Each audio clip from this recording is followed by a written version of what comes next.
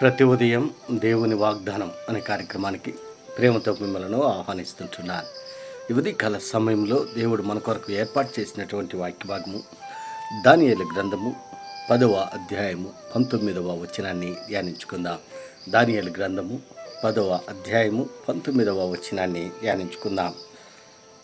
అతడు మరలా నన్ను ముట్టి నన్ను బలపరిచి, నీవు బహు ప్రియుడవు, భయపడకము, నీకు శుభమవునుగాక, ధైర్యము తెచ్చుకోమని నాతో చెప్పెను.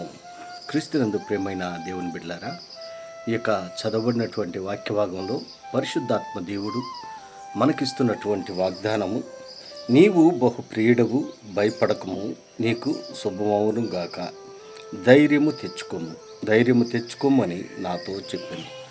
ఈ యొక్క వాగ్దానాన్ని మన జీవితాలకును మన కుటుంబాలకును ఆస్వాదించుకొని ఈ వాగ్దాన ప్రకారము మన జీవితాలను కొనసాగించాలని ప్రేమతో మిమ్మల్ని కోరుచూ ఉంటున్నాను.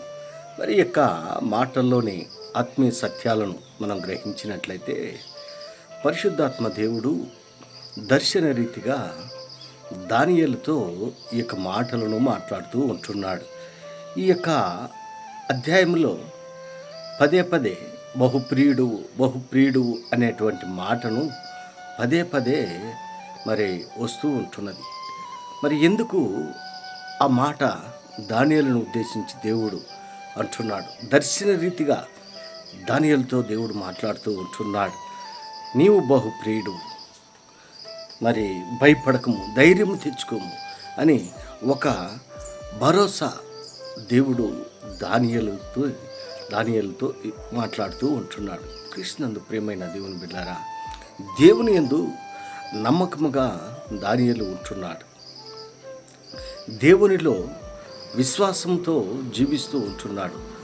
అందును బట్టి దేవుడు దానియేలు గురించి నీవు బహుప్రియుడువు, మరి దర్శన రీతిగా పైభాగంలో కూడా మన 11వ వచనంలో మనం గమనించే, దానియేలు నీవు బహుప్రియుడు గనక నేను నీ యొద్దకు పంపబడితిని, నీవు లేచి నిలబడి నేను నీతో చెప్పు మాటలు తెలుసుకొనమనెను. అతడి మాటలు నాతో చెప్పగా నేను అనకచు నిలబడి తిని.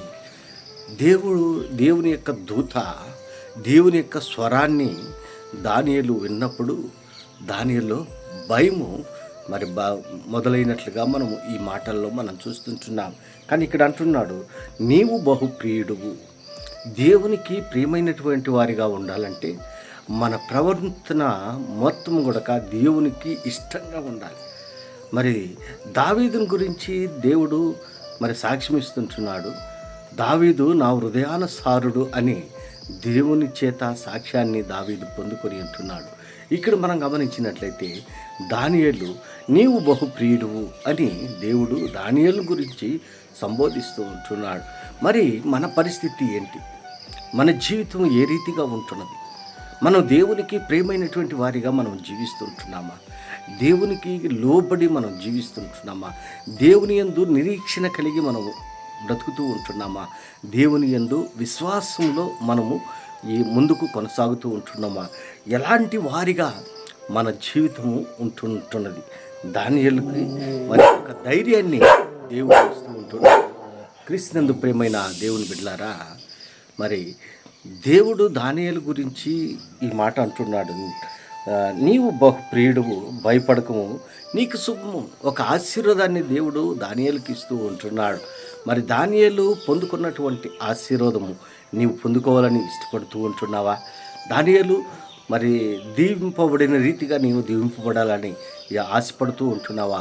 అయితే దేవుని యందు నిరీక్షించి, దేవుని యందు భయభక్తులు కలిగి, ఆయన ఆత్మతోనూ సత్యముతోనూ ఆరాధించేటువంటి వారిగా మనం ఉన్నప్పుడు దేవుడు తప్పకుండా ఆశీర్వదించడానికి ఆయన ఎల్లవేళలా సిద్ధంగా ఉంటాడు. ఎందుకనగా ఆయన మాట తప్పనటువంటి దేవుడు, ఆయన మారనటువంటి దేవుడుగా ఉంటున్నాడు. ఆయన నిన్న నేడు నిరంతరము ఏకరీతిగా ఉన్నటువంటి దేవుడుగా ఉంటున్నాడు. మరి సమూయేలుతో కూడా దేవుడు మాట్లాడాడు. సమూయేలు మరి దేవుని సేవకుని యొద్ద ఉన్నప్పుడు దేవుడు సమూయేలు అని 3 పర్యాయములు సమూయేలుతో దర్శన రీతిగా మాట్లాడుతూ ఉంటున్నాడు. మరి సమూయేలును కూడా దేవుడు ఎంతగానో ఆశీర్వదించాడు. ప్రవక్తగా మరి ఆ సమూయేలును దేవుడు ఆశీర్వదించాడు. అదే రీతిగా ఇక్కడ దర్శన రీతిగా దేవుడు దానియేలుతో మాట్లాడుతూ ఉంటున్నాడు. నీవు బహుప్రియుడువు, మరి దేవునికి ప్రియమైనటువంటి వారిగా నీవు నేను ఉంటున్నామా? మరి దేవుని చేత ఆ పిలుపును మనము పొందుకుంటూ ఉంటున్నామా? ఒకవేళ నీవు అలాంటి పిలుపు పొందుకోవాలని నువ్వు ఇష్టపడుతూ ఉన్నట్లయితే, ఆశపడుతూ ఉన్నట్లయితే, దేవుని యందు నమ్మకంగా, దేవునిలో నమ్మకంగా ముందుకు మనం కొనసాగినప్పుడు అలాంటి సాక్ష్యాన్ని పొందుకుంటామని ఈ కొద్ది మాటల ద్వారా నేను హెచ్చరిక చేస్తున్నాను. దేవుడి యొక్క మాటలను మరెక్కువగా మీకును మీ కుటుంబాలకును ఆశీర్వాదకరంగా దేవుడు మార్చింది గాక. ఆమేన్.